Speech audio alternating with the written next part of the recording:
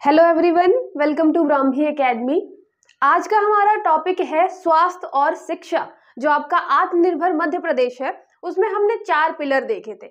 आपके 2 pillar complete हो चुके हैं। भौतिक अवसंरचना जो आपका फिजिकल इंफ्रास्ट्रक्चर है, उसके साथ ही आपका जो सुशासन गुड गवर्नेंस वाला पोर्शन है वो कंप्लीट हो चुका है। आज का हमारा टॉपिक है तीसरा पिलर जो कि है स्वास्थ्य और शिक्षा के बारे में। पहली बात तो ये कि आपके दिमाग में आएगा हम इतना डिटेल में क्यों पढ़ रहे हैं। ये आपका जो टॉपिक है आत्मनिर्भर मध्य प्रदेश, ये प्रीलिम्स और मेंस दोनों की दृष्टि से बहुत इंपॉर्टेंट है। आपको अगर नहीं समझ में आ रहा तो आप प्रीवियस जाके क्वेश्चन जो है वो देख सकते हैं मेंस के भी, जहां पे आप यहाँ आत्मनिर्भर मध्य प्रदेश के जो फैक्ट हैं वो यूज कर सकते हैं सीधे सीधे, और आपका आंसर बहुत ही ज्यादा अच्छा हो जाएगा। साथ ही साथ आपको पता है कि प्रीलिम्स का कट ऑफ बहुत ज्यादा हाई जाता है, जिसके लिए आप सिर्फ ऊपर ऊपर का उथला नॉलेज नहीं ले सकते। अगर आपने डिटेल में नहीं पढ़ा है तो आप एलिमिनेशन मेथड नहीं लगा सकते, या चीजें अगर आपसे नहीं भी आ रही हैं तो आप उसे सॉल्व नहीं कर सकते। इसलिए हमें डिटेल में अच्छे से समझना और पढ़ना जरूरी है। आप जा रहे हैं मध्य प्रदेश शासन के लिए काम कर रहे हैं, तो मध्य प्रदेश सरकार क्या सोचती है, उसके अलग अलग योजनाएं कौन कौन सी हैं, आत्मनिर्भर मध्य प्रदेश में क्या क्या चीजें कर रही है, ये सारी चीजें डिटेल में पढ़ना बहुत जरूरी है।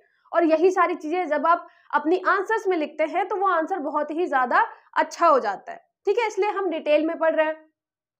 दूसरा क्वेश्चन ये आता है बहुत सारे स्टूडेंट में के मन में कि क्वेश्चन कैसे बनेंगे, तो मैंने आज क्वेश्चंस भी रखे हैं लास्ट में। मतलब मुझे मिस हो रहा था कि मैं क्वेश्चन भूल जा रही थी बार बार। आज के मैंने पीडीएफ में लास्ट में क्वेश्चन भी रखे हैं, सिर्फ ये बताने के लिए कि आपको कैसे क्वेश्चन मिल सकते हैं। इसके अलावा कुछ बच्चों के कमेंट आए कि आप फैक्ट नहीं बता रही हैं, स्टेटमेंट वाले क्वेश्चन नहीं बनते हैं। तो मैं उन बच्चों से बोलना चाहूंगी, पहले तो आप जाके 3-4 सालों के पेपर देखिए। अभी आपने पेपर अच्छे से नहीं देखा है, आप इसलिए ऐसी बातें कर रहे हैं। स्टेटमेंट वाले आपके क्वेश्चन आते हैं, और वैसे क्वेश्चन आपको अगर नॉलेज है, जैसे कि अब आयरन के बारे में पूछा है, लोहे के बारे में, कोयले के बारे में, उसके प्रकार के बारे में, इंडिया में कौन सा प्राप्त हो रहा है, तो अगर आपने थोड़ा भी डिटेल पढ़ा है तो आप वैसे क्वेश्चन आराम से सॉल्व कर सकते हैं।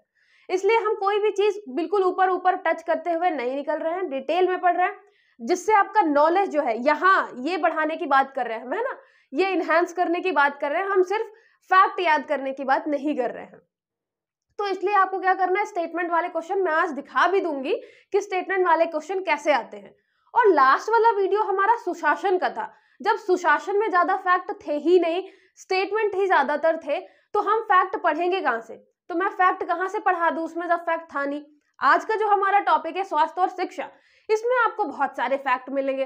तो बस याद करिए, जिनको लगता है कि फैक्ट आने चाहिए, बहुत सारे फैक्ट याद करने हैं, तो बस इस वाले टॉपिक में आपको मतलब मनोकामना जो है वो पूरी हो गई है। बहुत सारे फैक्ट मिलेंगे आपको, सारा का सारा याद करिएगा। ठीक है, चलिए सबसे पहले तो देख लीजिए, ब्राह्मी एकेडमी ऐप पे आपको मिल जाएंगे, टेस्ट सीरीज मिल जाएगी। उसके अलावा एमपी स्पेशल भी हमारा बैच चल रहा है, और एमपी असिस्टेंट का भी है, असिस्टेंट प्रोफेसर का भी बैच है। वहां जाके आप डिटेलिंग देख सकते हैं, और आपको डेमो टेस्ट भी मिल जाएगा, वो भी आप देख सकते हैं। मैंने खुद टेस्ट बनाए हैं बहुत, जो भी आपके टॉपिक हैं, हर एक टॉपिक से हर एक मतलब टॉपिक को कवर करते हुए मैंने टेस्ट सीरीज बनाई है, सारे क्वेश्चन इंक्लूड किए हैं, तो आप जाके जरूर देखें एक बार। अच्छा, इसके साथ टेलीग्राम चैनल आपका ब्राह्मी एकेडमी के नाम से मिल जाएगा, आप वहां पे सर्च करके ऐड हो सकते हैं।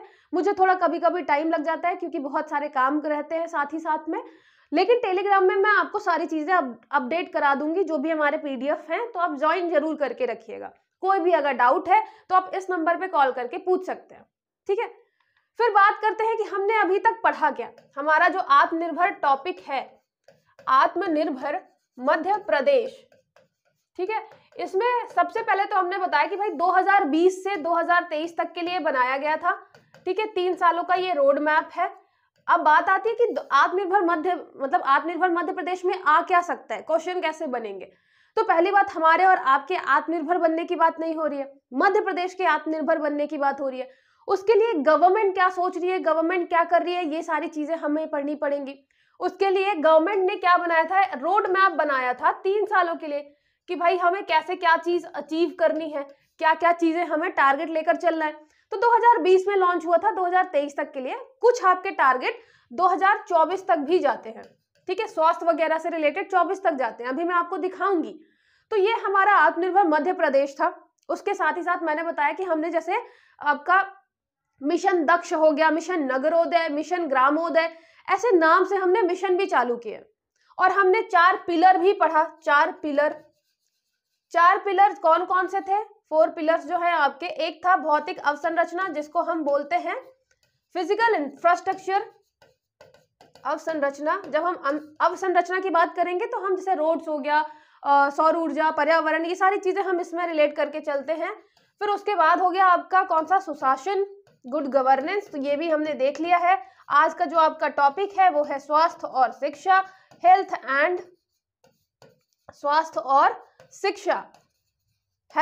And education. और चौथा पॉइंट है आपका अर्थव्यवस्था और रोजगार। ये हमारा चौथा पॉइंट हम नेक्स्ट लेक्चर में देखेंगे। अब स्वास्थ्य और शिक्षा में आपको चीजें याद रखनी है। जब हम शिक्षा की बात करेंगे तो हम हर प्रकार के शिक्षा की बात करेंगे, प्राथमिक शिक्षा, उच्च शिक्षा, फिर तकनीकी जो आपका टेक्निकल एजुकेशन है उसके बारे में।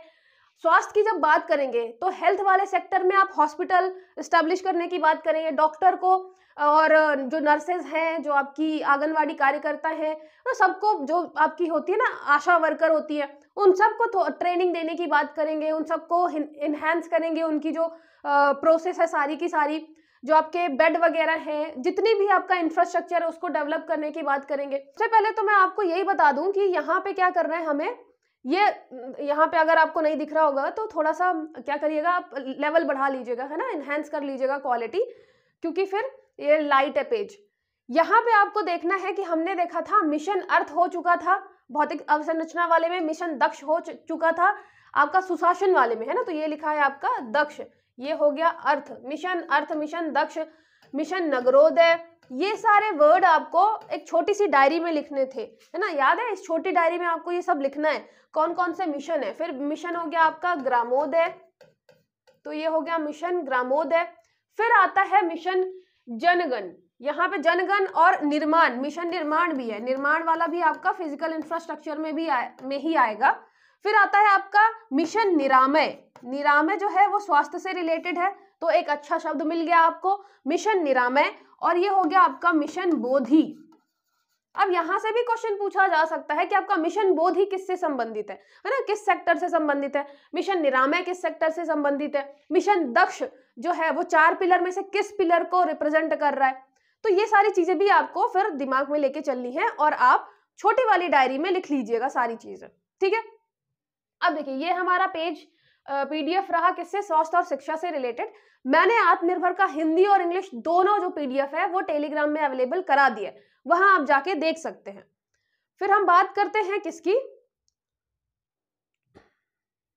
यहाँ पे स्वास्थ्य और शिक्षा के बारे में।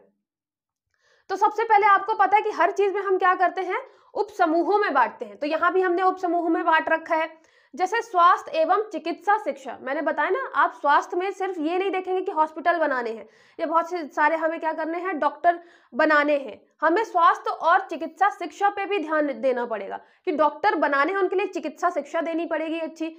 तो स्वास्थ्य एवं चिकित्सा शिक्षा, उसके अलावा तकनीकी शिक्षा और कौशल विकास, आपको टेक्निकल एजुकेशन, उसके साथ साथ स्किल डेवलपमेंट में भी काम करना पड़ेगा। उच्च शिक्षा आपकी हायर एजुकेशन हो गई, स्कूली शिक्षा आपकी स्कूल एजुकेशन हो गई।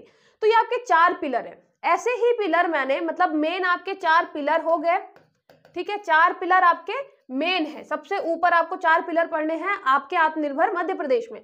फिर हर एक पिलर में आप देखेंगे कि हर एक पिलर में हमने क्या किया है, उसके फर्दर हमने पिलर देखे हैं। जैसे कि अगर मैं यहाँ पे स्वास्थ्य और शिक्षा ही लेकर चलूं, हेल्थ एंड एजुकेशन ही लेकर चलूं, तो यहाँ पे फिर आपके कितने पिलर हो गए, 4 पिलर यहाँ पे फिर हो गए।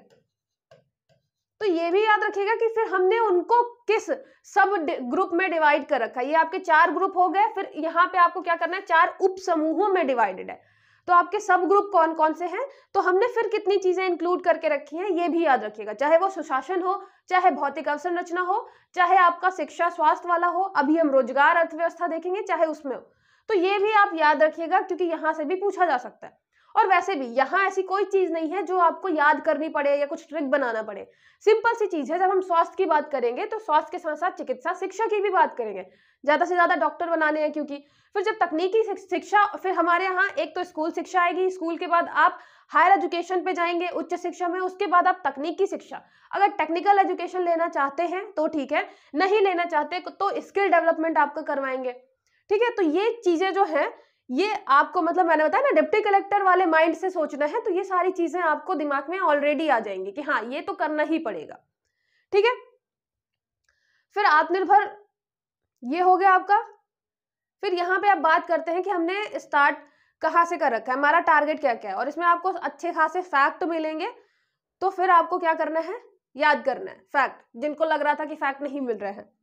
ठीक है, सबसे पहले है 3 वर्षों का रोड मैप। सबसे पहले हमें करना है यूनिवर्सल हेल्थ कवरेज। ये आपको क्या करना है, छोटी वाली डायरी में उठाना है और लिख लेना है यूनिवर्सल हेल्थ कवरेज। इसके अंतर्गत क्या कर रहे हैं हम, आयुष्मान भारत योजना का समस्त जिलों में विस्तार और नामांकन 25% हमें वृद्धि करनी है। और देखिए ये बिल्कुल नहीं पूछेगा एग्जैक्टली मतलब जो आपके पुराने टारगेट हैं उनको नहीं पूछेगा कि हमें 2020 में कितने प्रतिशत वृद्धि करनी थी, क्योंकि अभी क्या है, ये हमने 2020 से जब चालू किया था तो धीरे धीरे हमने काफी कुछ अचीव कर लिया है। जैसे कि आपका इंदौर जो है सबसे टॉप में चल रहा है आयुष्मान जो कार्ड है उनको बनाने में। लगभग आपका अगर आप इकोनॉमिक सर्वे देखेंगे तो उसमें बताएगा कि 100% अचीव कर लिया हमने आयुष्मान कार्ड इंदौर वाले जिले में। तो हमने स्टार्ट कहां से किया था, हमने ये 2021 दिसंबर से स्टार्ट किया था।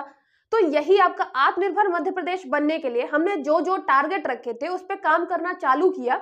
जैसे मैंने आपको बताया कि इंदौर को वाटर प्लस सिटी बनानी थी, तो हमने वो अचीव कर लिया है। उसके अलावा हमें नल की सुविधा ले जानी है गांव गांव तक, उसमें भी हमने बहुत सारे, जैसे बुरहानपुर हो गया, हम वहां 100% हमने वहां पे अचीव कर लिया। तो ऐसे ही हमने इनमें से बहुत सारी चीजें अचीव कर ली हैं, बहुत सारे जिलों में काम चल रहा है।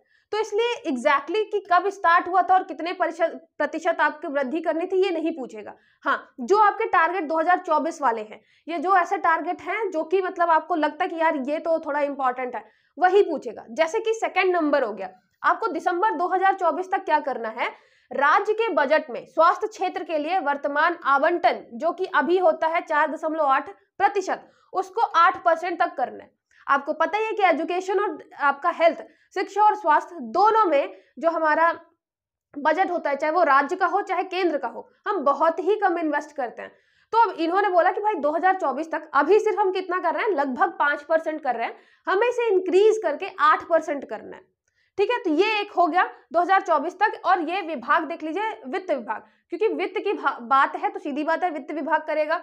और यहाँ पे आयुष्मान कार्ड की बात थी तो ये लोक स्वास्थ्य एवं परिवार कल्याण विभाग, सीधी बात है हेल्थ से रिलेटेड जो आपका विभाग होगा वही करेगा ये काम। तो ये विभाग भी दिमाग में लेकर चलिएगा, बाई चांस अगर कोई क्वेश्चन आता है इससे रिलेटेड तो आप आसानी से उसको सॉल्व कर पाए। ठीक है, फिर बात करते हैं कि हमारे पास क्या होने चाहिए, 10,000 उप स्वास्थ्य केंद्र होने चाहिए। उसके साथ साथ 1200 प्राथमिक स्वास्थ्य केंद्र होने चाहिए। जो आपका सेकेंडरी हेल्थ जो सेंटर्स हैं, प्राइमरी हेल्थ सेंटर्स हैं, ये हमें क्या करना था, हम यहाँ पे बात कर रहे हैं 2022 की, कि 2022 में 10,000 आपके सेकेंडरी वाले होने चाहिए, प्राइमरी वाले 1200 होने चाहिए, है ना। तो याद रखिएगा यहाँ पे उप स्वास्थ्य जो केंद्र हैं वो 10,000 होने चाहिए, प्राथमिक होने चाहिए 1200 लगभग। तो ये दिमाग में रखिएगा, 10,000 और 1200। हमें इंक्रीज कितना करना है, जीडीपी का परसेंटेज स्वास्थ्य में 8% तक बढ़ाना है, 8% इंक्रीज करना है। ठीक है, उसके साथ साथ क्या होना चाहिए, हेल्थ एंड वेलनेस सेंटर्स होने चाहिए। तो आप ये भी याद रखिएगा कि हम प्राथमिक जो आपके उपचार केंद्र है, जो आपके हेल्थ सेंटर है, primary health centres, secondary health centres, उसके साथ साथ आपका जो वेलनेस, ये है ना हेल्थ एंड वेलनेस सेंटर्स, आपका हेल्थ एंड वेलनेस सेंटर भी होने चाहिए, तब तो हम इंक्रीज करेंगे ना। वहां पे विकसित करना पॉइंट ऑफ केयर डायग्नोसिस सहित, मतलब वहां पे आपका कुछ ना कुछ अगर डायग्नोसिस करना है, आपको देखना है कि बीमारी कौन सी है, तो आपका डायग्नोसिस भी वहां पे हो जाए। तो डायग्नोसिस के साथ साथ हमें हेल्थ एंड वेलनेस सेंटर भी बनाने हैं। 3 चीजें आपने पढ़ ली, एक तो हो गया सेकेंडरी हेल्थ सेंटर जो है कम से कम 10,000 होने चाहिए, 1200 प्राइमरी वाले होने चाहिए, और उसके साथ साथ हमें जो आपका प्राथमिक स्वास्थ्य देखभाल प्रदान करने के लिए क्या होना चाहिए, हेल्थ एंड वेलनेस सेंटर भी होने चाहिए। यहाँ पे आप ये याद रखिए जो आपके प्राइमरी हेल्थ सेंटर है वहां पे दवाएं कैसी होनी चाहिए, कितनी होनी चाहिए, ये डिटेलिंग इतनी जरूरी नहीं है। आगे बढ़ते हैं।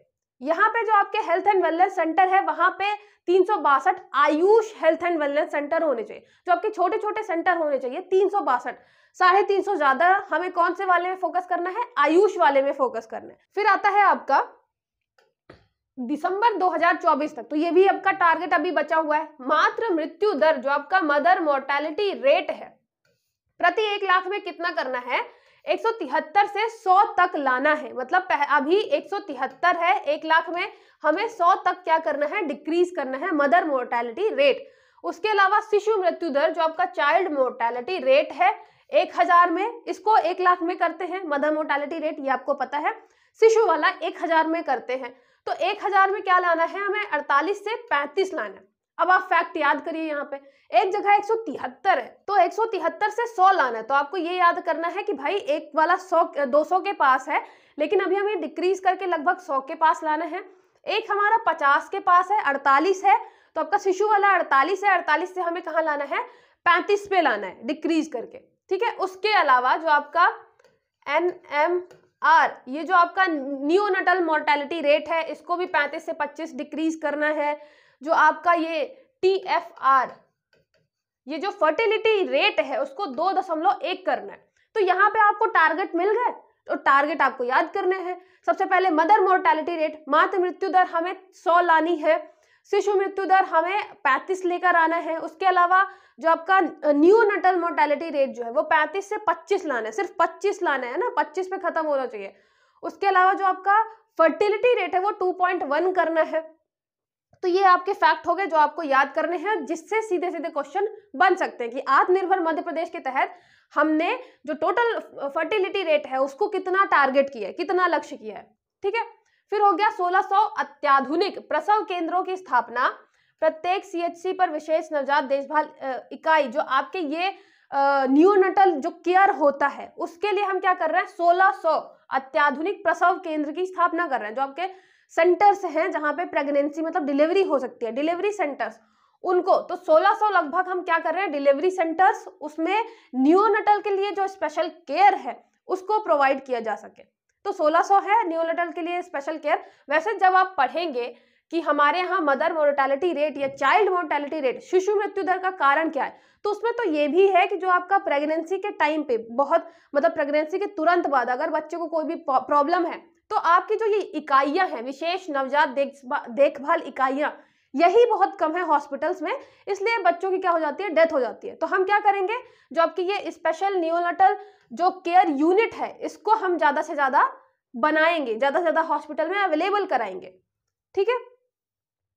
फिर आता है reproductive and child health portal के माध्यम से प्रतिवर्ष पंजीकृत 12 लाख गर्भवती महिलाओं को पूर्ण एंटीनेटल केयर सेवाओं का 100% कवरेज सुनिश्चित करना। अब यहाँ पे आपको याद रखना है कि हम बात कर रहे हैं किसकी, यहाँ पे हम बात कर रहे हैं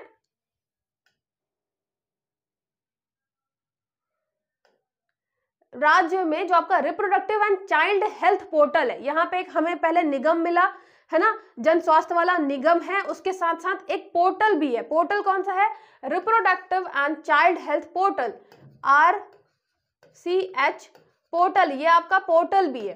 तो पोर्टल में क्या करना है, लगभग 12 लाख जो आपकी गर्भवती महिलाएं हैं उनको जो एंटीनेटल केयर है, पूर्ण एंटीनेटल केयर सेवाओं का 100% कवरेज सुनिश्चित कराना है, मतलब 100% कवरेज होना चाहिए। ये जो आपकी गर्भवती महिलाएं हैं उनको, जो आपकी गर्भवती महिलाएं हैं उनको भी हमें नियोनेटल केयर देना है, 100% कवरेज होना चाहिए, मतलब हर एक महिला उसमें क्या हो, इंक्लूड हो। इसके लिए हमने क्या कर रखा है, पोर्टल भी बना रखा है, रिप्रोडक्टिव एंड चाइल्ड हेल्थ। यहाँ चाइल्ड हेल्थ CH से याद रखिएगा, हम चाइल्ड हेल्थ की बात कर रहे हैं।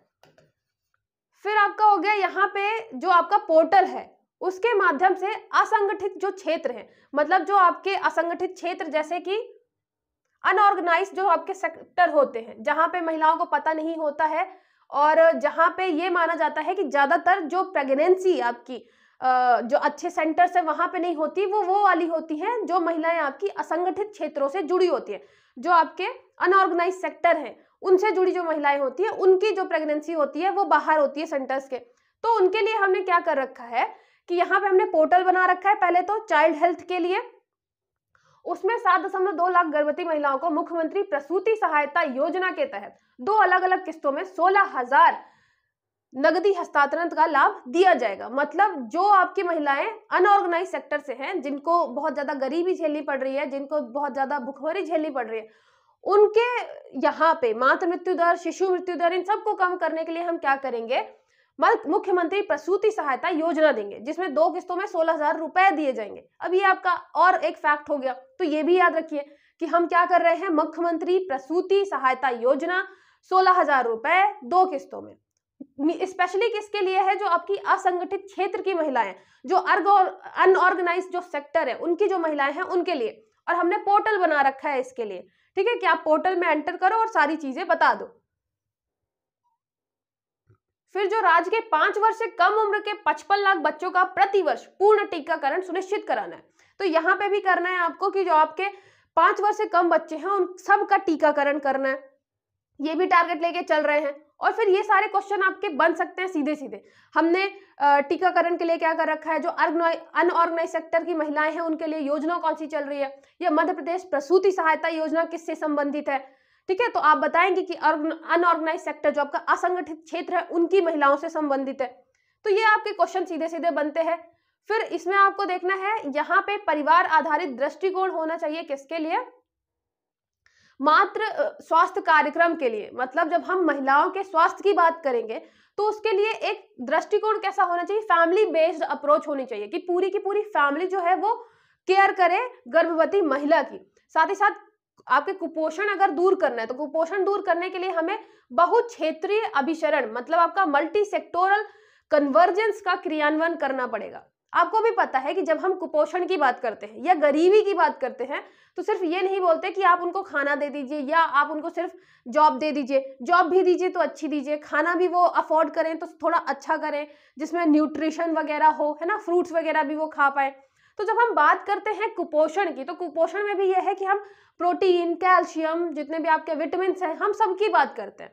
ये नहीं है कि हमने सिर्फ दाल दे दिया या रोटी दे दी या आपका गेहूं दे दिया तो बस उसमें कुपोषण हट जाएगा, है ना, जो हम आपके पीडीएस सिस्टम में देते हैं। तो पीडीएस तो आपके कुपोषण हटाने के लिए आपका जो यहाँ पे बहुक्षेत्रीय अभिसरण का क्रियान्वयन करना पड़ेगा, ठीक है। फिर टीबी उन्मूलन की दिशा में काम करना पड़ेगा। वैसे भी मध्य प्रदेश टारगेट कर रहा है टीबी उन्मूलन, आपका इंडिया कर रहा है टीबी उन्मूलन, साथ ही साथ मध्य प्रदेश ने भी अपना अलग टारगेट बना रखा है। फिर आता है स्वास्थ्य और शिक्षा संस्थानों का सुदृढ़ीकरण तथा उन्नयन। यहाँ पे हम स्वास्थ्य और शिक्षा संस्थान की अब बात करेंगे। अभी तक हमने पूरे स्वास्थ्य की बात करी, महिलाओं के स्वास्थ्य की बात, शिक्षा, आपके जो बच्चे हैं, जो छोटे छोटे चिल्ड्रंस हैं, उनके स्वास्थ्य की बात करी। उनके लिए अलग अलग हमने क्या किए, सेंटर्स बनवा रखे हैं। हमने ये भी बताया कि कैसे केयर करनी है। इसके अलावा जो आपकी महिलाओं की केयर है उस पर हमें फैमिली बेस्ड अप्रोच रखनी है। घर पे परिवार को हमने, मतलब महिलाओं के साथ साथ परिवार वालों को भी एजुकेशन देना कि उनको किस किस चीज की जरूरत पड़ सकती है, ठीक है। हमने प्रधानमंत्री प्रसव सहायता योजना, प्रसूति सहायता जो योजना है उसकी बात की है। अब बात करते हैं शिक्षा की। तो यहाँ पे जो आपके पिछड़े क्षेत्र है वहां पे 311 नए उप स्वास्थ्य केंद्र बनाने हैं, 308 प्राथमिक और 61 प्राथमिक स्वास्थ्य केंद्र का सामुदायिक स्वास्थ्य केंद्र। अब यहाँ पे जो नंबर है 2024 तक हमें अचीव करना है, तो इतने सारे नंबर एक साथ नहीं पूछेगा, ओवरऑल पूछेगा कि अगर पिछड़े क्षेत्रों के लिए आप क्या कर रहे हैं। इसके अलावा भोपाल और इंदौर में आयुष सुपर स्पेशलिटी अस्पताल की स्थापना, ये बहुत इंपॉर्टेंट है। भोपाल और इंदौर दोनों आपके फेमस सिटीज, वहीं पे हम क्या कर रहे हैं, आयुष सुपर स्पेशलिटी। मतलब हम एलोपैथी के तो बहुत सारे हमने हॉस्पिटल बना लिए, अब हम आयुष जो है आपका उसको प्रमोट करने के लिए उसके लिए सुपर स्पेशलिटी हॉस्पिटल बना रहे हैं। तो ये बहुत जरूरी है, इसको याद रखिएगा, ठीक है, भोपाल और इंदौर में।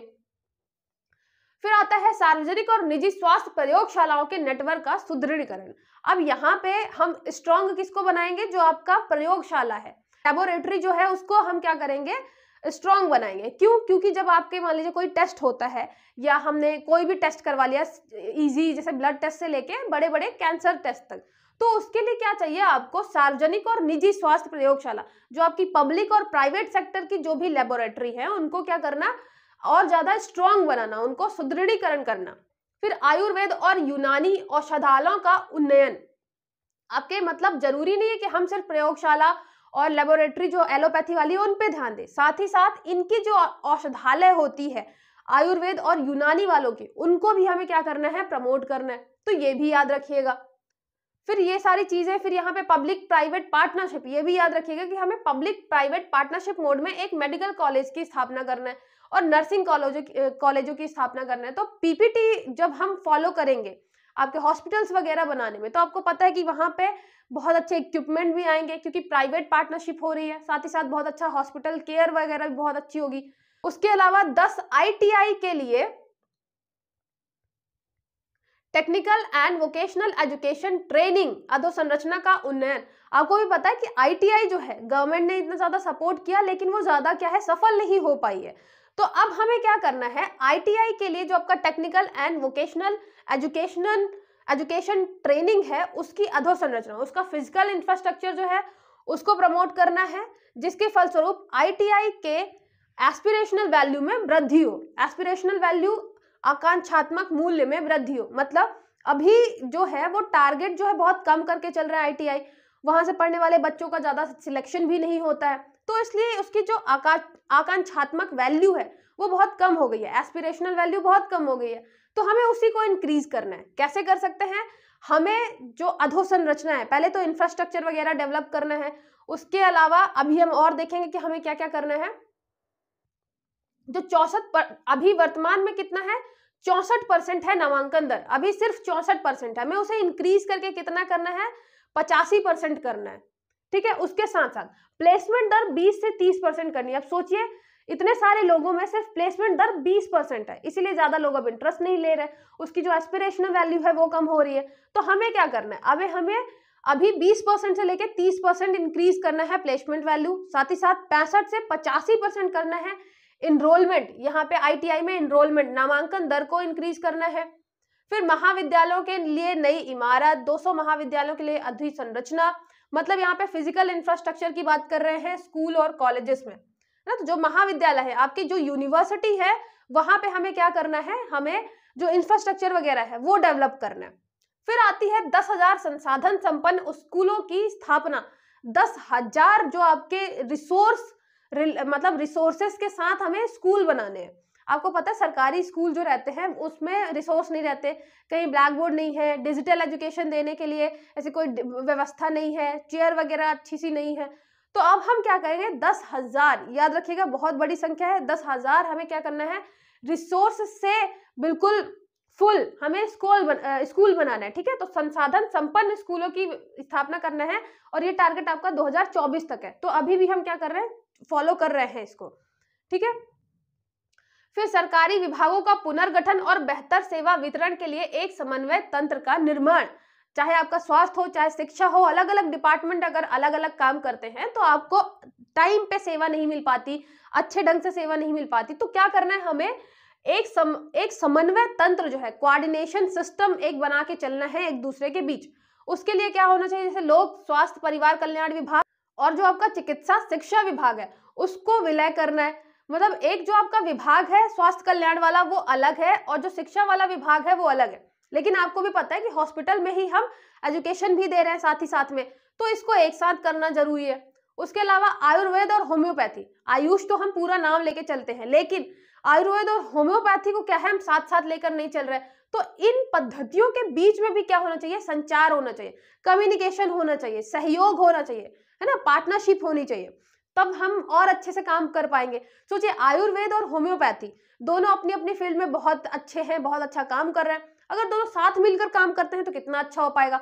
तो आप यहाँ पे ये थॉट देख सकते हैं आत्मनिर्भर मध्य प्रदेश में, जब हम बात करते हैं स्वास्थ्य की तो हम स्कूल बनाएंगे, हम कॉलेज बनाएंगे, हम हॉस्पिटल बनाएंगे, हम बहुत सारे बेड लगाएंगे, हम प्राइवेट पार्टनरशिप करेंगे, ये सारी चीजें तो कॉमन होगी। लेकिन फिर जो ये आपका पॉइंट है, जैसे कि हम बात करेंगे भोपाल और इंदौर में आयुष के स्पेशल जो आपके स्पेशल केयर है, स्पेशल हॉस्पिटल बनाने की बात कर रहे हैं। उसके अलावा होम्योपैथी और आयुर्वेद है, दोनों के बीच समन्वय कोऑर्डिनेशन की बात करें कि भाई आप कम्युनिकेशन करो, दोनों पद्धति एक साथ आगे बढ़े, मतलब अल्टीमेटली जो आपका कस्टमर है उसको सेवा बहुत अच्छी मिले। तो ये सारी चीजें आप देख रहे हैं, थोड़ा एक लेवल आगे की बात चल रही है यहाँ पे, कि हम बेसिक चीजें तो पढ़ चुके हैं कि डॉक्टर्स की कमी है, हॉस्पिटल्स की कमी है, और आपके जो इंफ्रास्ट्रक्चर है, जो मशीन्स है वो बहुत अच्छी नहीं है। लेकिन हम इस बारे में नहीं सोचते कि जो हमारी खुद की आयुष जो डिपार्टमेंट है, हम उसको ज्यादा से ज्यादा कैसे प्रमोट करें।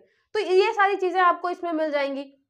ठीक है, फिर आदिम जाति कल्याण विभाग के तहत कार्यरत जो आपके स्कूल है, उस स्कूली शिक्षा विभाग के स्कूलों के साथ आपका क्या करना है, विलय करना है।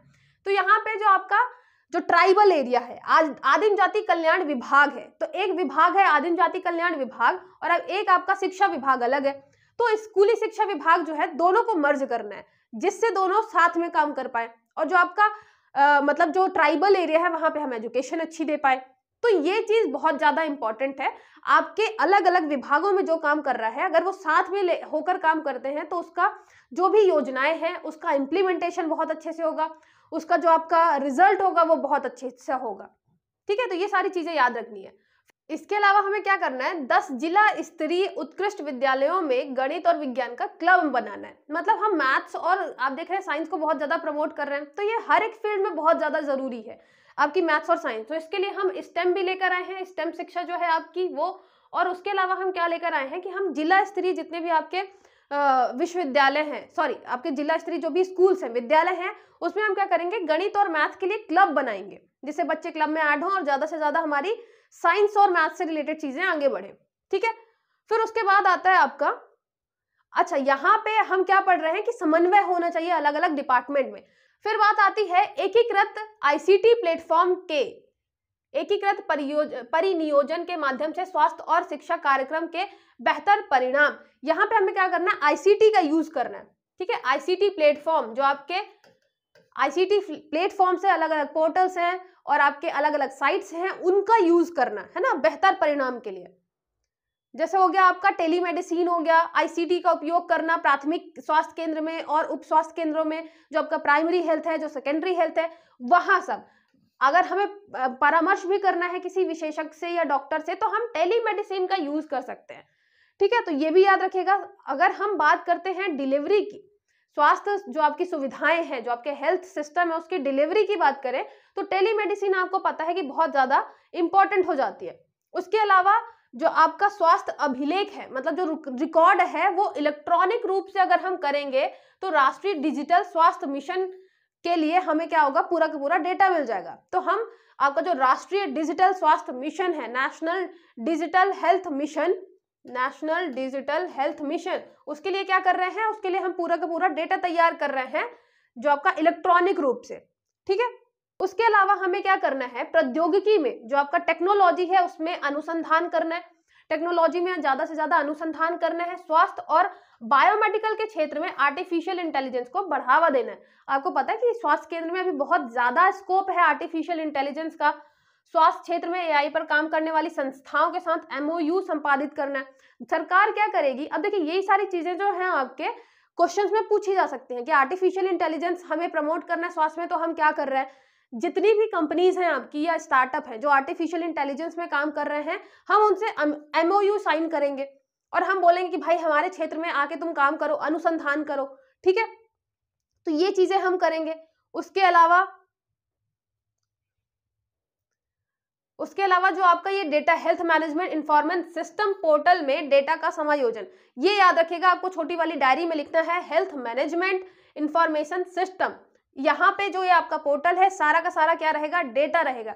कितनी जैसे गर्भवती महिलाएं हैं, मातृ और बाल स्वास्थ्य के लिए, जैसे मैंने आपको एग्जांपल भी दिया था कि महिलाओं में कितना ज्यादा रक्त की कमी है, कितनी महिलाएं गर्भवती हैं, कितने को प्रॉब्लम है।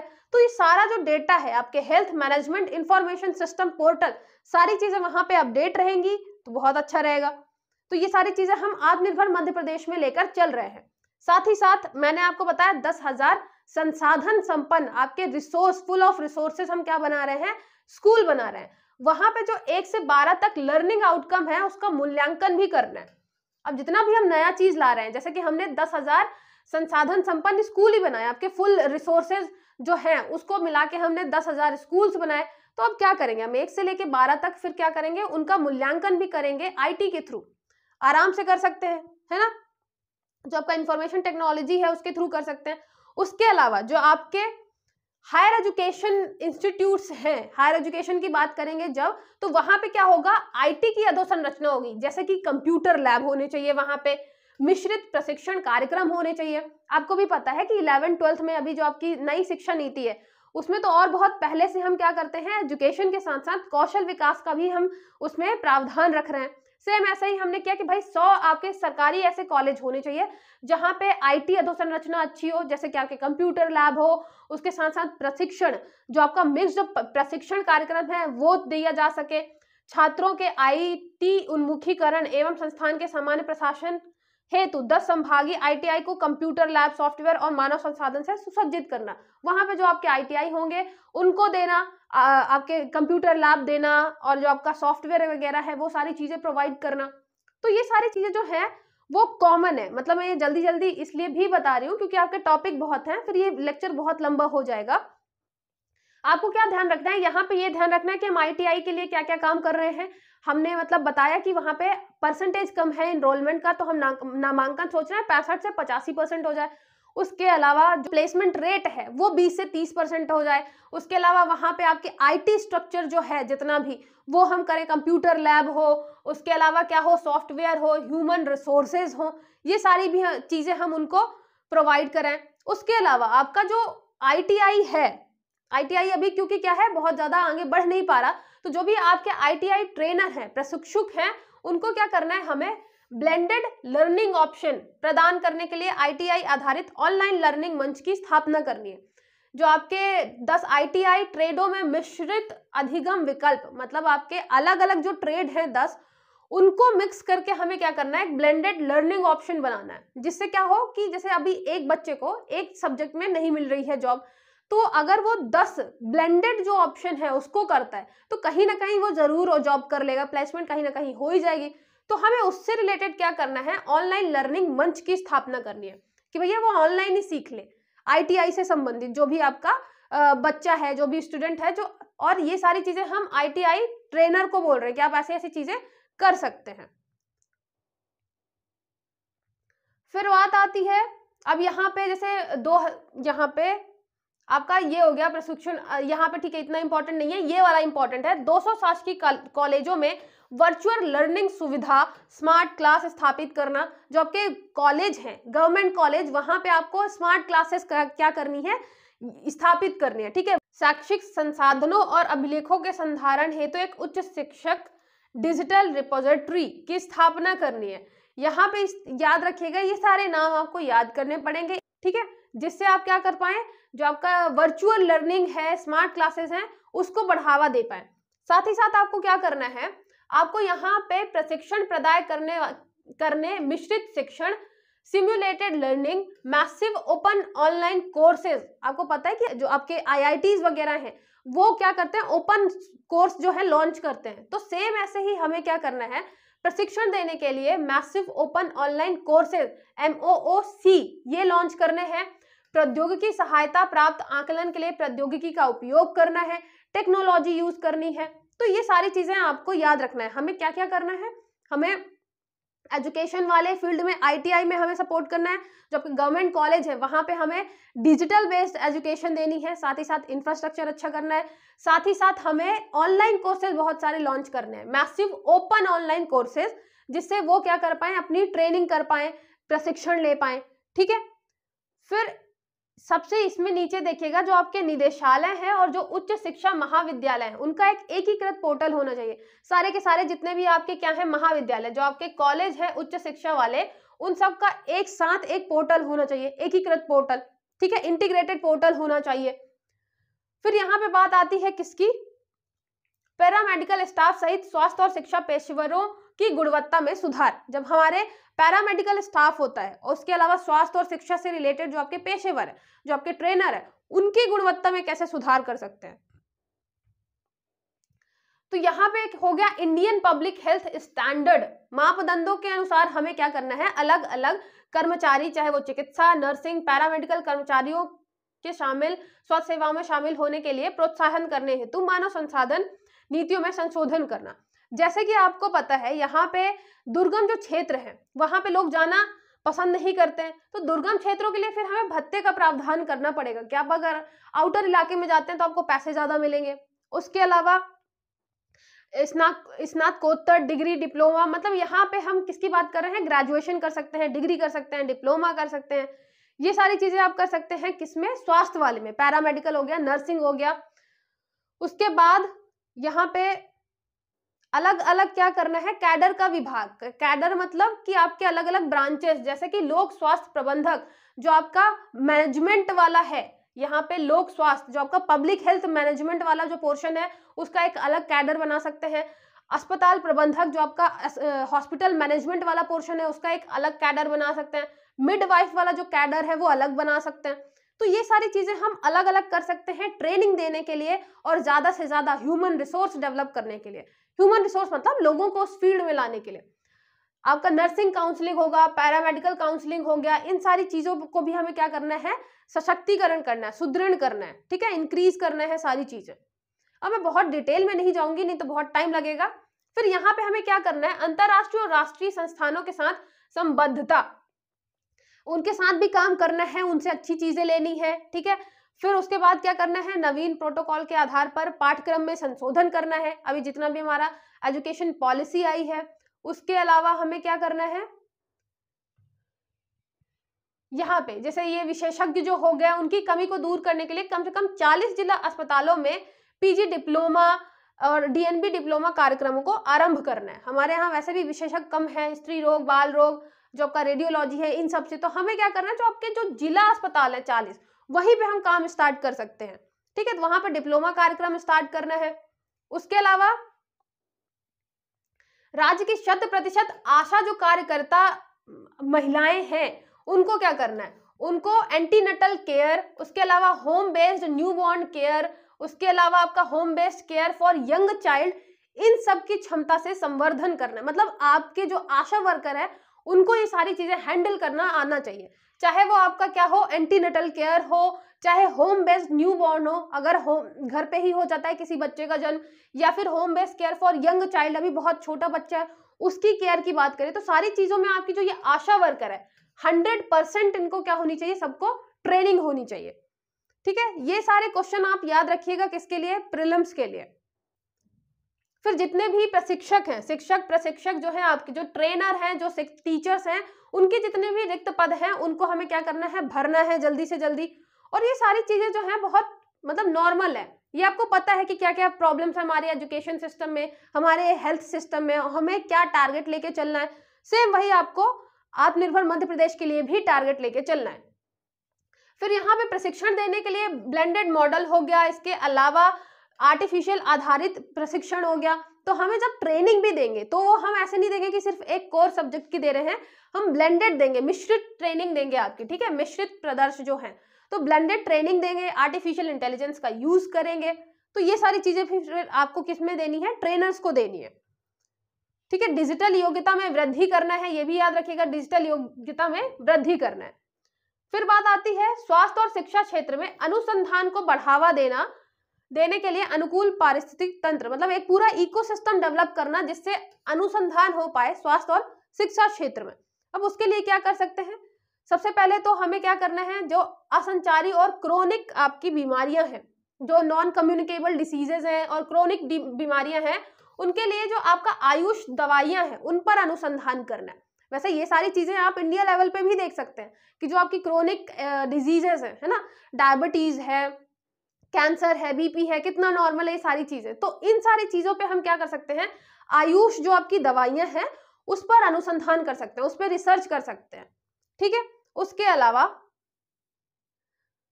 यहाँ पे प्रोटोकॉल्स वगैरह है, वित्तीय सहायता उपलब्ध कराना, और नवाचार के लिए यहाँ पे नवाचार सुधारों और प्रौद्योगिकी विकास के लिए मध्य प्रदेश नॉलेज कॉर्पोरेशन की स्थापना। ये भी याद रखिएगा कि हम जो आपका नवाचार है, इनोवेशन के लिए, रिसर्च के लिए क्या करने वाले हैं, मध्य प्रदेश नॉलेज कॉर्पोरेशन की स्थापना करने वाले हैं। नॉलेज निगम करके आप कर सकते हैं, मध्य प्रदेश नॉलेज कॉर्पोरेशन, ठीक है। 2021 में यह हुआ था करने के लिए। तो याद रखिएगा हम ट्रेनिंग की बात कर रहे हैं, उसके अलावा हम रिसर्च की बात कर रहे हैं, जो भी हमारे हेल्थ और स्वास्थ्य मतलब शिक्षा वाले में कमी है उनको दूर करने के लिए अलग अलग हम स्कूल्स कॉलेजेस की स्थापना की बात कर रहे हैं। इसके अलावा 10,000 हम ऐसे स्कूल्स बना रहे हैं जिसमें इंफ्रास्ट्रक्चर वगैरह बहुत अच्छा हो, है ना। फिर यहाँ पे शीघ्र निदान के लिए क्या करना है, शीघ्र निदान के लिए बीमारियों की रोकथाम और शीघ्र निदान पर जोर। इसके लिए क्या है, हम तैयार कर रहे हैं एक व्यापक स्वास्थ्य संचार रणनीति, हम एक पूरी रणनीति बना रहे हैं। तो रणनीति के बाद क्या होगा, प्रिवेंटिव केयर। याद रखिएगा जब हम बात करते हैं हेल्थ की तो दो केयर होते हैं, एक तो क्यूरेटिव होता है कि हम क्योर करें, जैसे कि आपको बुखार आ गई है तो उसको क्योर करना है, लेकिन एक है प्रिवेंटिव केयर। प्रिवेंटिव मतलब प्रिवेंट करना है, बचाना है, बुखार हो ही नहीं। तो हम बात किस पे करते हैं ज्यादा, प्रिवेंटिव केयर की, कि आप ऐसी ही ऐसी चीजें करिए, प्रिवेंटिव केयर करिए जिससे क्या हो, आपको बुखार आए ही नहीं। उसके अलावा जो आपकी स्कूली शिक्षा, उच्च शिक्षा, तकनीकी शिक्षा विभाग के संस्थानों के लिए राष्ट्रीय स्तर की रैंकिंग में प्रत्यायन, मतलब हमें राष्ट्रीय स्तर पे रैंकिंग में हमें अपनी रैंक लानी है, चाहे वो स्कूल शिक्षा हो, चाहे हायर एजुकेशन हो, उच्च शिक्षा, चाहे आपकी टेक्निकल एजुकेशन हो। अभी आपको बताइए कि मध्य प्रदेश का ऐसा कोई कॉलेज नहीं होगा जो इंडिया लेवल पे बहुत अच्छा परफॉर्म कर रहा हो, तो हमें जो इंडिया लेवल की रैंकिंग है वहां पे लाना है अपने जो स्कूल शिक्षा है, जो हायर एजुकेशन है, जो टेक्निकल एजुकेशन है, इन सबको। इसके लिए क्या करना पड़ेगा, college of teacher education, institute of advance studies in education को सेंटर ऑफ एक्सीलेंस बनाना। हमें दो चीजों पे ध्यान देना है, एक तो कॉलेज ऑफ टीचर एजुकेशन जो है आपका, और institute of advance studies in education जो आपका institute of advance studies in education, इसको हमें क्या करना है, सेंटर ऑफ एक्सीलेंस बनाना है, जिससे ज्यादा से ज्यादा हम क्या कर पाए, इंडियन जो आपके रैंकिंग है उसमें हम अच्छा परफॉर्म कर पाए। उसके अलावा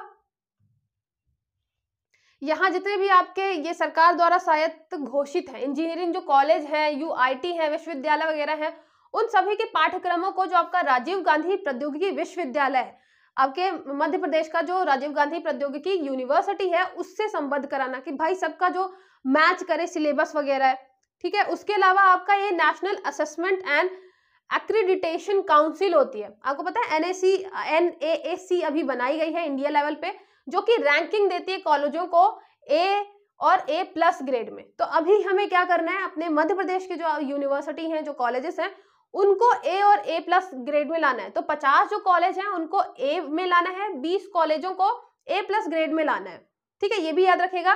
नेशनल इंस्टीट्यूशनल रैंकिंग फ्रेमवर्क में 100 संस्थानों में जो आपके हायर एजुकेशन इंस्टीट्यूशन की चयन के प्रयास करते हैं उसमें अपना नाम भी लाना है। तो हम ट्रेनर की बात भी कर रहे हैं, ट्रेनिंग भी देंगे शिक्षकों को आर्टिफिशियल इंटेलिजेंस बेस्ड।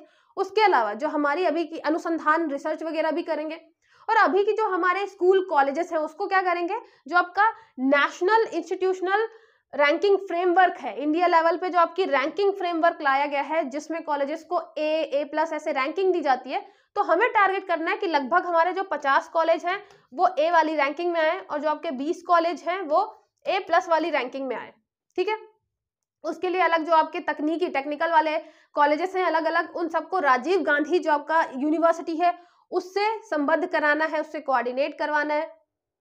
फिर गुणवत्ता सुधार के लिए सभी क्षेत्रों में अगर हम शिक्षा की गुणवत्ता की सुधार की बात करें तो हमें क्या करना है, क्लिनिकल टीचिंग हो गया, इवनिंग बेडसाइड टीचिंग हो गया, उसके अलावा 1 से 2 मूलभूत साक्षरता, संख्यात्मक कौशल को बढ़ाना।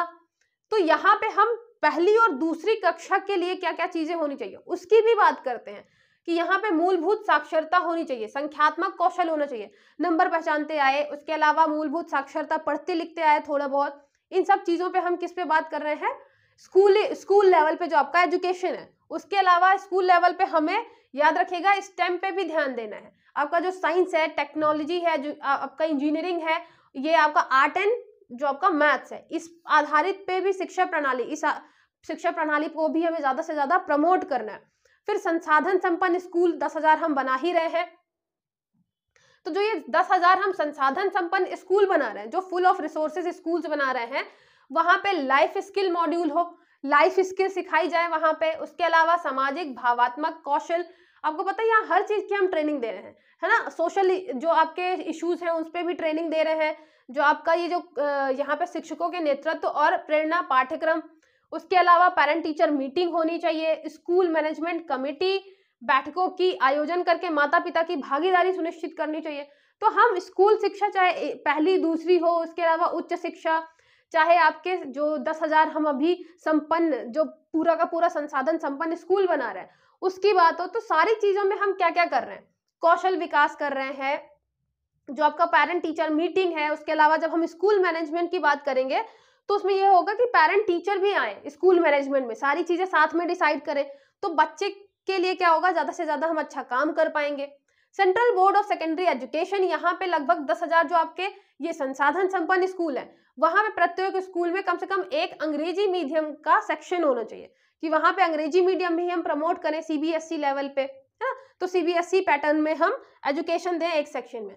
उसके अलावा प्रतिभा निखारने के लिए एक प्रखर योजना का भी निर्माण है, तो ये योजना का नाम भी याद रखिएगा। स्कूली शिक्षा में बच्चों की प्रतिभा निखारने के लिए, कि कोई आर्ट में अच्छा है, कोई ड्राइंग, कोई पेंटिंग, किसी भी चीज में अच्छा है, तो क्या करें, हम योजना प्रखर का आरंभ करें। फिर ज्ञान के आदान प्रदान के लिए 25 जो आपकी हायर एजुकेशन इंस्टीट्यूशन है उनको प्रतिष्ठित राष्ट्रीय और अंतर्राष्ट्रीय विद्यालयों के साथ साझेदारी। यहाँ पे आपको भी पता है कि अगर हमारे यहाँ के कोई कॉलेज, मान लीजिए हरि सिंह गौर यूनिवर्सिटी है, उसको अगर हम कोई नेशनल या इंटरनेशनल लेवल पे, चाहे दिल्ली यूनिवर्सिटी या इंटरनेशनल लेवल पे कोई कॉलेज है, यूनिवर्सिटी है, अगर हम उसके साथ साझेदारी करवा देंगे तो सोचिए कितना ज्यादा फायदा मिलेगा बच्चों को। तो ये सारी चीजें हम टारगेट कर रहे हैं अपने आत्मनिर्भर मध्य प्रदेश के लिए। फिर यहाँ पे तकनीकी शिक्षा, कौशल विकास, उच्च शिक्षा, छात्रों की रोजगार क्षमता को भी हम सुधार करेंगे, कि एजुकेशन के साथ साथ आपको रोजगार पे भी ध्यान देना है, कि अगर कोई बच्चा पढ़ाई के साथ साथ ये सारी चीजें सीखना चाहता है तो उसके लिए हम क्या करेंगे, तो चयनित स्कूलों में कौशल आधारित व्यावसायिक पाठ्यक्रम भी स्टार्ट होगा। कुछ ऐसे आपके स्कूल्स रहेंगे जहां पे हम स्किल डेवलपमेंट भी चालू करेंगे, बिजनेस ओरिएंटेड जो आपके सिलेबस है उसको चालू करेंगे, और ये बहुत ज्यादा इंपॉर्टेंट है उन बच्चों के लिए जो मतलब शुरू से ही चाहते हैं कि हमें बिजनेस ओरिएंटेड एजुकेशन मिले। उसके अलावा क्रिटिकल थिंकिंग हो गया, artificial intelligence, design thinking, coding, ये सारी चीजें करवाना बच्चों को पहले से ही जो इंटरेस्टेड हैं। तो कुछ चयनित स्कूलों में हम ये सारी चीजें भी करेंगे, ठीक है। फिर आईटीआई जो है, आईटीआई को फेमस करने के लिए जो सबसे इंपॉर्टेंट 10 आपके ट्रेड हैं, मतलब सबसे इंपॉर्टेंट जो 10 आपके सब्जेक्ट हैं, ट्रेड है, मतलब जो सबसे ज्यादा फेमस है आपके पूरे के पूरे मतलब मार्केट में, उनको क्या करना, ट्रेडों को उद्योग की मांग से जोड़ना। मतलब आपके जो यहाँ पे 10 इंपॉर्टेंट ट्रेड होंगे उसको कनेक्ट करना जो मार्केट में डिमांड है, क्योंकि बहुत टाइम ऐसा होता है कि मार्केट में डिमांड किसी और चीज की होती है, आईटीआई में ट्रेनिंग किसी और चीज की दे रहे होते हैं, तो हमको क्या करना है, मार्केट की डिमांड से जोड़ना है। उसके अलावा जो आपके राज्य के विश्वविद्यालय हैं, 6 विश्वविद्यालय में और 10 जो डिवीजन स्तर पे आईटीआई है, वहां पे इंक्यूबेशन केंद्र बनाने हैं। इंक्यूबेशन सेंटर में आपको पता है क्या होता है, हम रिसर्च करते हैं, तो याद रखिएगा इंक्यूबेशन सेंटर बनाने हैं। 10 आपके यूनिवर्सिटी हैं, ठीक है, 10 यूनिवर्सिटी राज्य की, सॉरी 6 जो है वो यूनिवर्सिटी है राज्य की, और जो आपके 10 हैं वो आईटीआई हैं डिवीजन लेवल पे, है ना, डिवीजन संभाग लेवल पे 10 आईटीआई, 6 राज्य लेवल के यूनिवर्सिटी विश्वविद्यालय, इनको हमें क्या बनाना है, इंक्यूबेशन सेंटर बनाना है। उसके साथ साथ 10 संभागीय आईटीआई से कम 5 स्टार्टअप की स्थापना। अब देखिए ये जो आईटीआई वाले हैं उनको ये भी कर रहे हैं कि आप आने वाले टाइम पे जब ट्रेनिंग वगैरह ले लें तो कम से कम 5 स्टार्टअप भी बनाएं। हर साल 25 नवाचारों स्टार्टअप को पोषित करने का लक्ष्य। पैसे कौन देगा, गवर्नमेंट देगी, तो हर साल लगभग 25 को जो है वो पैसे गवर्नमेंट देगी, लेकिन जो आपके विश्वविद्यालय हैं आईटीआई वाले हैं कम से कम 5 जो है वो स्टार्टअप करें, स्टार्ट, है ना। 10 संभागीय आईटीआई जिनको हम क्या कर रहे हैं, यहाँ पे इंक्यूबेशन सेंटर बना रहे हैं। इंक्यूबेशन सेंटर मतलब यहाँ पे हम ट्रेनिंग देंगे, हम यहाँ पे रिसर्च करेंगे, तो उनमें से ही निकल के, इन 10 डिवीजन वाले आईटीआई से ही निकल के कम से कम 5 स्टार्टअप बने। 5 स्टार्टअप में हम ओवरऑल 25 स्टार्टअप एक साल में क्या करेंगे, पोषित करेंगे, है ना, तो गवर्नमेंट उनको पैसे भी देगी। फिर बात करते हैं हम स्वास्थ्य और शिक्षा में निजी भागीदारी की, निजी क्षेत्र की भागीदारी। तो अगर पब्लिक जितने भी सेक्टर्स हैं उनमें प्राइवेट पार्टनरशिप हो जाती है तो आपको भी पता है काम बहुत अच्छा होता है ना, एफिशिएंसी बढ़ जाती है, उसके अलावा क्वालिटी बढ़ जाती है। तो हम पीपीपी मॉडल पे 10 से अधिक बिस्तरों वाले सभी जिला अस्पतालों, सिविल अस्पतालों, हाई एंड डायग्नोस्टिक लैब की सेवाएं, 500 से अधिक बिस्तरों वाले अस्पतालों में इमेजिंग सेवाएं उपलब्ध कराना। तो हम पीपीपी मॉडल में क्या कर रहे हैं, जितने भी आपके हॉस्पिटल्स हैं उसमें जो अलग अलग सेवाएं हैं, जैसे मशीन अच्छी नहीं होती हैं, यहाँ पे लेबोरेटरी लैब है, बिस्तर वाले हैं, वहां पे जो है इमेजिंग सेवाएं जो है उपलब्ध कराएगा आपका प्राइवेट सेक्टर वाला। ठीक है, हम उन सारी चीजों में ही प्राइवेट सेक्टर को इंक्लूड करेंगे जहां पे वो अच्छा काम कर सकती है। जैसे मशीन वगैरह लगवाना हुआ, हॉस्पिटल बनवाने हुए, तो हम एक हॉस्पिटल जो है वो बनवा रहे हैं किससे, पीपीपी मॉडल में। उसके अलावा स्वास्थ्य और शिक्षा क्षेत्र में भी हम निजी क्षेत्र का निवेश देख रहे हैं। यहाँ पे सरकारी नीतियों में आवश्यकता अनुसार संशोधन किया जाएगा। फिर यहाँ पे मेडिकल उपकरण और बायोमेडिकल पार्क निर्माण में निवेश। हमारे यहाँ मध्य प्रदेश में ज्यादा से ज्यादा मेडिकल उपकरण और बायोमेडिकल पार्क बने, जैसे कि अभी हम एक उज्जैन में बना रहे हैं, बायोमेडिकल पार्क बना रहे हैं हम उज्जैन में, ऐसे ही हम और अलग अलग क्या करें, जिलों में बनाया। तो हमने ये जो टारगेट किया था, अभी उज्जैन में हम बना भी रहे हैं, तो आत्मनिर्भर मध्य प्रदेश के अंतर्गत ही हमने टारगेट किया था कि मेडिकल उपकरण और बायोमेडिकल पार्क बनाए जाए मध्य प्रदेश में। ठीक है, पीपीपी मोड के नए मेडिकल कॉलेज बनाए जाएं, सुपर स्पेशलाइज्ड हॉस्पिटल बनाए जाएं। तो आपको भी पता है कि अगर हम प्राइवेट पार्टनरशिप लेंगे, चाहे वो हॉस्पिटल हो, चाहे आपके आईटीआई हो, तो बहुत ज्यादा फायदा होगा। ठीक है, फिर सरकारी स्वास्थ्य और शिक्षा सुविधाओं के उपयोग से सुधार और उनका पुनर्गठन। ठीक है, फिर यहाँ पे एक चीज याद रखिएगा कि लिंग समानता पर ध्यान केंद्रित करने और उन्हें आकांक्षात्मक बनाने के साथ शिक्षा, आधुनिक शिक्षा सुविधाओं तक पहुंच में सुधार। सबसे पहले तो इंजीनियरिंग और प्रौद्योगिकी पाठ्यक्रमों में छात्राओं का अनुपात 35% तक बढ़ाना। यहाँ पे जो आपका गर्ल्स परसेंटेज है, गर्ल्स का जो परसेंटेज है वो बहुत ही ज्यादा कम है टेक्निकल एजुकेशन में, तो हमें क्या करना है, 35% तक बढ़ाना है। सोचिए अभी 35% से भी नीचे है 100% में, तो हमें क्या करना है, जो इंजीनियरिंग है, जो इंजीनियरिंग एंड टेक्नोलॉजी आपका बैकग्राउंड है, वहां पे लड़कियों का परसेंटेज 35% तक बढ़ाना है। ठीक है, ये याद रखेगा। और ये आप जब फैक्ट की बात करते हैं कि फैक्ट क्या पूछेगा, तो यही तो पूछेगा। फिर व्यावसायिक शिक्षा हो गया, उसके अलावा प्रशिक्षण, आपका ट्रेनिंग शिक्षा जो हो गई, वहां पे 5000 स्कूलों के 10वीं 11वीं 12वीं कक्षा के छात्र छात्राओं की काउंसलिंग करना कि आपको आगे क्या करना चाहिए। सबसे मेन बात कि 12वीं या 10वीं में ये होता है कि अब करें क्या, आपके पास बहुत सारे ऑप्शन होते हैं, तो अभी 10th के बाद चले जाएं आईटीआई वगैरह में, या फिर कुछ उसके अलावा हम देखें तकनीकी या प्रशिक्षण, तो हम ट्रेनिंग वगैरह कहाँ पे देखें। तो यहाँ पे 10वीं 11वीं 12वीं इन सारे बच्चों को, चाहे वो छात्र हो चाहे छात्राएं, दोनों स्टूडेंट्स को हम क्या करेंगे, काउंसलिंग प्रोवाइड करेंगे। यहाँ अभियान जरूर याद रखिएगा, आईटीआई के लिए अभियान है आईटीआई चले हम। ठीक है, जैसे स्कूल चले हम अभियान था, तो मध्य प्रदेश में है आईटीआई चले हम, तो ये भी याद रखिएगा। फिर उच्च शिक्षा संस्थानों के लिए, अब हमारे पास उच्च शिक्षा संस्थानों में पहुंच बढ़ाने के लिए 150 नए ओपन डिस्टेंस लर्निंग केंद्र खोले गए हैं। आपको भी पता है कि बहुत सारे ऐसे स्टूडेंट्स होते हैं, स्पेशली गर्ल्स, जो अपनी हायर एजुकेशन नहीं कर पाती हैं, तो उनके लिए ओपन डिस्टेंस लर्निंग केंद्र सेंटर्स खोले गए हैं। तो ये भी याद रखिएगा, लगभग 150 ओपन डिस्टेंस लर्निंग सेंटर्स खोले गए हैं। ठीक है, और साथ ही साथ एक और अच्छी चीज हो गई है जो आपके नई एजुकेशन पॉलिसी में है, मल्टीपल एंट्री और मल्टीपल एग्जिट सिस्टम भी है कि कहाँ पे आप आ सकते हैं, बीच में गैप भी ले सकते हैं, फिर आप कंटिन्यू कर सकते हैं अपनी एजुकेशन, सेम ऐसे ही। ठीक है, फिर यहाँ पे तकनीकी और उच्च शिक्षा में बेहतर उद्योग और अकादमिक इंटरफेस, जैसे कि उद्योगों के साथ परामर्श करके पाठ्यक्रमों में इंडस्ट्री 4.0, अभी जो आपका इंडस्ट्रियल रेवोल्यूशन चल रहा है 4.0, उसके कोर्सेस लाना, जैसे आईओटी हो गया, आपका internet of things, artificial intelligence, big data. तो अभी जो आपका टेक्निकल एजुकेशन है, जब हम टेक्निकल एजुकेशन की बात कर रहे हैं, तो उसमें जो नए सब्जेक्ट हैं, artificial intelligence, big data, internet of things, तो इन सारी चीजों को क्या लाना, हमारे पाठ्यक्रमों में लाना, और ये बहुत जरूरी भी है। उसके अलावा global skill park, 10 mega ITI, अभी आपको भोपाल में पता ही है कि मेगा स्किल पार्क बन के तैयार हो गया, उसके अलावा 10 मेगा आईटीआई बनाने की बात कर रहे हैं हम। यहाँ पे ये आप लास्ट में एक चीज ये याद रखिएगा, 150 कॉलेजों में क्वालिटी लर्निंग सेंटर में परिवर्तित करना है हमको। तो मैंने आपको जितनी भी सारी चीजें बताई हैं, आप अगर इस छोटी सी डायरी में नोट्स बना के लिख लेते हैं, क्योंकि एक बार में तो, जब ये एक बार में सारी चीजें पढ़ाने में तो ऐसा होगा ना कि मुझे पढ़ाने में खुद लग रहा है कि मैंने बहुत सारे पॉइंट आपको बता दिए हैं, वो सारे पॉइंट आपको एक जगह पे सबसे पहले तो लिखने पड़ेंगे, हमने क्या क्या पढ़ा है।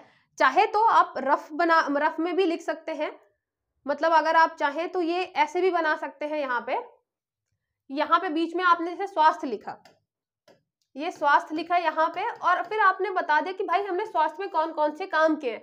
स्वास्थ्य को, अब स्वास्थ्य के भी अलग अलग फिर सेक्शन है, हमने मतलब महिलाओं के लिए क्या किया, मातृ मृत्यु दर, शिशु मृत्यु दर, उसके अलावा कुपोषण वगैरह के लिए क्या किया, जो आपकी अधोसंरचना है मतलब जो इंफ्रास्ट्रक्चर है उसके लिए क्या किया, फिर स्वास्थ्य की लेवल पे जो शिक्षाएं हैं, चाहे वो आपके ट्रेनिंग हमने कैसे दी, आशा वर्कर्स को ट्रेन करने के लिए, स्वास्थ्य शिक्षाओं को अच्छा करने के लिए क्या किया, पार्टनरशिप जो है प्राइवेट पार्टनरशिप वो कहाँ कहाँ कर रहे हैं। तो आपके बहुत सारे स्वास्थ्य से रिलेटेड हो गए। फिर ऐसे ही शिक्षा से रिलेटेड भी हमने स्कूल शिक्षा के लिए क्या किया, उच्च शिक्षा के लिए क्या किया, स्कूल में जैसे 10,000 आपके जो जितने resource full of resources school बना रहे हैं हम, है ना, संसाधन संपन्न स्कूल, उसमें हम क्या क्या कर रहे हैं, पेरेंट टीचर मीटिंग है, उसके अलावा टेक्नोलॉजी जो है उसमें हम नई इंडस्ट्रियल रेवोल्यूशन जो है 4.0 उसकी बात कर रहे हैं, नए नए ट्रेड्स लाने की बात कर रहे हैं। हमने आईटीआई की बहुत बात करी कि हमें आईटीआई को अच्छा करने के लिए क्या करना चाहिए, आईटीआई चले हम, ये ऐसे हम अभियान चला रहे हैं। तो ये सारी चीजें आपको एक बार अच्छे से लिखना पड़ेगा। जब हम क्वेश्चन करेंगे सॉल्व तो आपको वैसे भी समझ में आ जाएगा कि कौन सा क्वेश्चन मतलब यहाँ से कौन कौन सी योजनाएं हैं, आपकी मुख्यमंत्री प्रसूति योजना, प्रसूति सहायता योजना, तो ये सारी जो योजनाएं हैं आपने इसमें जो भी कार्यक्रम पढ़े हैं एक बार दो बार ये रिवीजन जरूर करिएगा, क्योंकि आप पहली बार पढ़ रहे हैं तो मतलब भूलने के भी ज्यादा चांसेस है। ठीक है, अब बात करते हैं क्वेश्चंस की। तो मैंने यहाँ पे कुछ क्वेश्चंस रखे हैं कि आपका क्वेश्चंस कैसे बन सकते हैं, जैसे कि आत्मनिर्भर मध्य प्रदेश के तहत राज्य बजट में स्वास्थ्य क्षेत्र के लिए कितने प्रतिशत आवंटन का लक्ष्य रखा गया है। Under self reliance Madhya Pradesh what percentage of allocation is targeted for the health sector in state budget. तो मैंने बताया पहले 4.8 होता था, अब हम कितना करके चल रहे हैं कि हमें 8% टारगेट करके चलना है। ठीक है, तो एक तो आपका ये क्वेश्चन हो गया। फिर बात करते हैं कि दूसरा क्वेश्चन हो गया आपका आत्मनिर्भर मध्य प्रदेश के तहत मातृ मृत्यु दर का लक्ष्य क्या है। ये मैंने शुरू वाले आपको जो पढ़ाया वही क्वेश्चन रखे हैं, जो what is the target maternal mortality rate under self reliance Madhya Pradesh. तो यहाँ पे आपको याद होगा 175 से हमें 73 लगभग कितना रिड्यूस करना था, 100। तो यहाँ पे हमें 100 पर 1 लाख लाइव बर्थ 100 पे हमें रिड्यूस करना है। ठीक है, तो ये आपका दूसरा क्वेश्चन हो गया। आज के पीडीएफ में आपको पूरे फैक्ट भी बहुत सारे मिलेंगे, मैंने तो सिर्फ कुछ ही क्वेश्चन यहाँ पे रखे हैं। फिर जैसे ये स्टेटमेंट वाला क्वेश्चन, आयुष पद्धति का विकास करने हेतु निम्नलिखित में से कौन सा प्रयास किया जा रहा है। पहला, भोपाल और इंदौर में आयुष सुपर स्पेशलिटी अस्पताल की स्थापना। बिल्कुल सही है, आपने बिल्कुल पढ़ा, भोपाल और इंदौर में कर रहे हैं। साथ ही साथ आयुर्वेद और यूनानी औषधियों का उन्नयन, जो आपका अपग्रेडेशन है आयुर्वेदा एंड यूनानी मेडिसिन, दोनों बिल्कुल सही है। तो आपके 1 और 2 दोनों सही है। तो यहाँ पे आपको समझ में आ रहा होगा कि क्वेश्चन बन कैसे रहे। ठीक है, फिर हो गया आत्मनिर्भर मध्य प्रदेश के तहत आईटीआई की नामांकन दर, जो आपका what percentage of enrolment rate है आईटीआई में targeted to be achieved under self reliant Madhya Pradesh. तो यहाँ पे कितना है, मैंने आपको बताया कि अभी बहुत कम है, हम इंक्रीज करने वाले हैं। तो हम 65 से कितने परसेंट सोच रहे हैं भाई, कि लगभग 80 नहीं, सॉरी ये आपका 85 है, वहां पे 85 लिखा हुआ है। तो ये आपका 85% हम टारगेट लेकर चल रहे हैं कि अभी 65 है, तो 65 से हमें 85% करना है आईटीआई में इनरोलमेंट। तो ये आत्मनिर्भर मध्य प्रदेश का टारगेट हो गया। तो ये आपके क्वेश्चन हो गए जो समझने के लिए थे कि आपके क्वेश्चन कैसे पूछे जा सकते हैं। इस वाले पीडीएफ में आपको बहुत सारे फैक्ट भी मिलेंगे, तो वहां से सारे के सारे क्वेश्चन फैक्ट में भी आ सकते हैं, स्टेटमेंट में भी आ सकते हैं। तो आप सारा अच्छे से पढ़ें, कोई भी डाउट है कमेंट करके, या आप अकेडमी का नंबर मैंने शुरू में बताया है उसमें भी कॉल या मैसेज करके पूछ सकते हैं। चलिए मिलते हैं फिर नेक्स्ट वीडियो में।